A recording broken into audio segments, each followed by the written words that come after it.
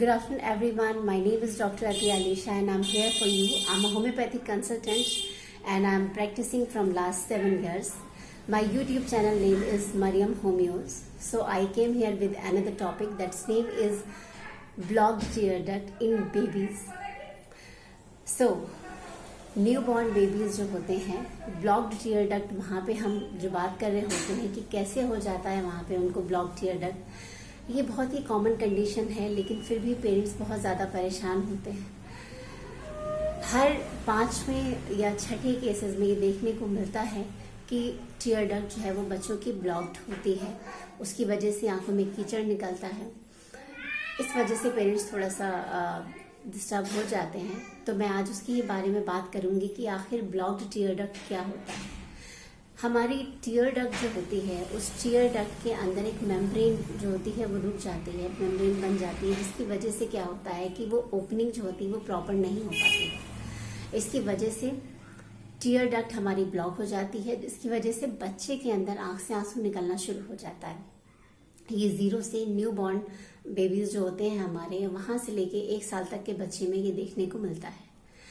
अच्छा, अब अगर हम बात करते हैं कि कॉजेस क्या होते हैं, तो नंबर 1 जो कॉज होता है वो ये है कि अगर हमारी जो टीयर डक्ट का वॉल्व है वो अच्छे से ओपन नहीं हुआ है।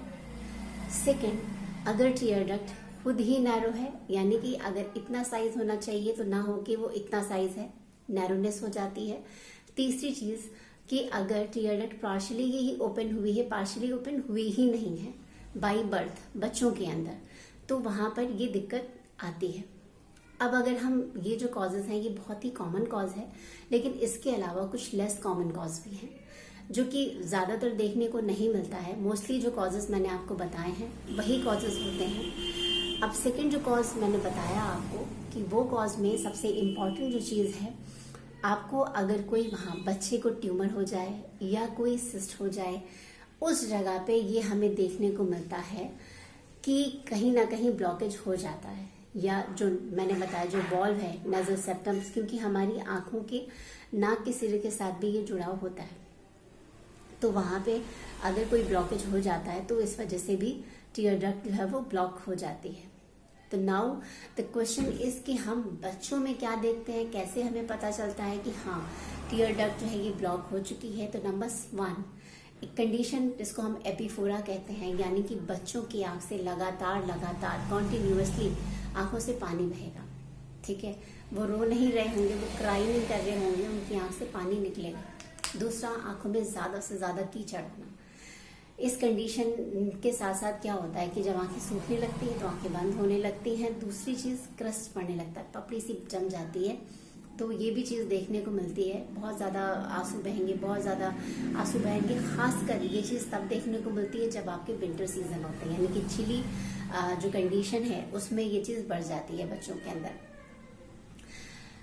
ये सारी चीजें जो होती हैं वो बहुत ही कॉमन होती हैं, लेकिन क्या होता है पेरेंट्स परेशान होते हैं। ऑब्वियस है कि जब बार बार बच्चे की आंख से आंसू निकल रहे हैं, आंसू बह रहे हैं, कीचड़ बन रहा है, पपड़ियां जम रही हैं, तो जाहिर सी बात है वहां पे हमें थोड़ी सी दिक्कत होती है। अच्छा, ये कंडीशन कई बार अपने आप खुद ही ठीक हो जाती है, क्योंकि जाहिर सी बात है ये एक ऐसी कंडीशन है कि जो बाई बर्थ हो रही है, यानी कि नेचुरली ये कुछ प्रोसेस है जो धीरे धीरे टाइम होते होते अपने आप जो टीयर डक्ट होती है वो उसका ब्लॉकेज जो है वो ओपन हो जाता है, और उसके बाद वहां पे सब कुछ क्लियर हो जाता है। नाउ द क्वेश्चन इज कि अगर नहीं होता है तो फिर आप क्या करेंगे। अच्छा, तो वहां पे हमें 2 चीज करनी होती है। एक, मैनेजमेंट क्या होना चाहिए। दूसरा, मैनेजमेंट के साथ साथ आखिर हम होम्योपैथी की क्या मेडिसिन देंगे जिसकी वजह से वहां पे बच्चे को रिलीफ आता है, वो क्योर हो जाता है। तो सबसे इम्पोर्टेंट चीज जो है, जो आपका मैनेजमेंट है, वो इसमें बहुत बड़ा रोल प्ले करता है। आपको मसाज करनी है, खासकर स्पेशली ये मदर्स के लिए मेरा सुझाव है कि वो अपनी लिटिल फिंगर से, क्योंकि लिटिल फिंगर बच्चे के हिसाब से हमारी उंगलियां मोटी होती हैं, तो सबसे जो छोटी फिंगर्स होती हैं उसको हमारा जो ये हिस्सा होता है, इसको हम सर्कुलर मोशन में कम से कम 9 to 10 बार लेकर आते हैं, और उसके बाद हम यहाँ हल्का सा दबाते हुए नाक के इस सिरे पे, साइड के सिरे में लेकर आते हैं, और ऐसा हम दोनों तरफ करते हैं। कम से कम 24 आवर्स में हमें ये 10 बार करना है। ये मसाज जितनी बार हम करेंगे टीयर डक्ट के ओपन होने के चांसेस उतने बढ़ जाते हैं। सेकेंड चीज ये है, चूंकि कीचड़ आ रहा है, पपड़ी जम रही है, तो आपको बार बार क्या करना है, आंखें थोड़ी सी यानी कि जो हमारे जो कीचड़ की वजह से क्या होता है वहां पे स्वेलिंग पफीनेस आ जाती है, कई बार थोड़ा सा रेडनेस भी देखने को मिलता है। तो उस जगह पे आप क्या करेंगे, उस जगह पे सबसे इम्पोर्टेंट चीज होती है कि गर्म पानी अच्छे से उसको बॉईल करा। बॉईल करने के बाद आपने बर्तन में उसको रख लिया और उसके बाद कॉटन की मदद से, इम्पॉर्टेंट है यहाँ पर एक बात बताना कि आप लोग ज्यादातर जो करते हैं कंडीशन में, हम डॉक्टर्स देखते हैं तो वहां पे आप लोग टिश्यू पेपर के यूज करते हैं, या टिश्यू पेपर कोई अपने हाथ से ही वो कर दिया। तो आपको अपनी फिंगर्स को बच्चे की आंख में यूज नहीं करना। बच्चे की आंखें बहुत सेंसिटिव होती हैं और हम कई बार हमारे हाथ उतने साफ नहीं होते हैं। तो पहली चीज आपको क्या करना है, गर्म पानी को ठंडा करने के बाद कॉटन को उसमें डिप करके उसको हल्का सा निचोड़ के फिर उसके बाद उसको क्लीन करना है। और ये आपको उतनी बार करना पड़ेगा जितनी बार आपको दिख रहा है कि पेशेंट या बच्चे को जो है वहां पे कीचड़ आ रहा है आंखों से, उसकी पपड़ी जम रही है, तो वहां पे आपको क्लियर करना पड़ेगा, बार बार क्लियर करना पड़ेगा। ये प्रोसेस आपकी कई बार हो सकती है, लेकिन इससे बच्चे की आंखों में इन्फेक्शन होने का खतरा थोड़ा कम हो जाएगा। तीसरी बात, ये दोनों मैनेजमेंट के साथ साथ इम्पॉर्टेंट कौन कौन सी मेडिसिन है जो हम देते हैं। Number 1 that is pulsatilla. बहुत ज्यादा एक्सेसिव लैक्रिमेशन जिसको हम कहते हैं, यानी कि बहुत ज्यादा आंसू बहते हैं जो बच्चे को, तो वहां पे हम पल्सिटिला यूज करते हैं। पल्सिटिला का बहुत अच्छा रोल है, पल्सिटिला 30 के फॉर्म में आप दे सकते हैं। सेकेंड मेडिसिन जो होती है वो नाट्राम्यूट 6x के फॉर्म में आप बच्चे को दे सकते हैं। ये भी बहुत अच्छी मेडिसिन होती है। ये भी कई तरह की आंखों की जो चीजें हैं उनको ठीक करती है, उनको वो ड्राई करती है। थर्ड चीज जो है वो आप साइलिशिया दीजिए। साइलिशिया 30 के फॉर्म में अगर आप 2 से 3 बार देते हैं बच्चे को, 10-10 बूंद आप नहीं देंगे, क्योंकि बड़े बच्चों को हम 10 ड्रॉप्स देते हैं।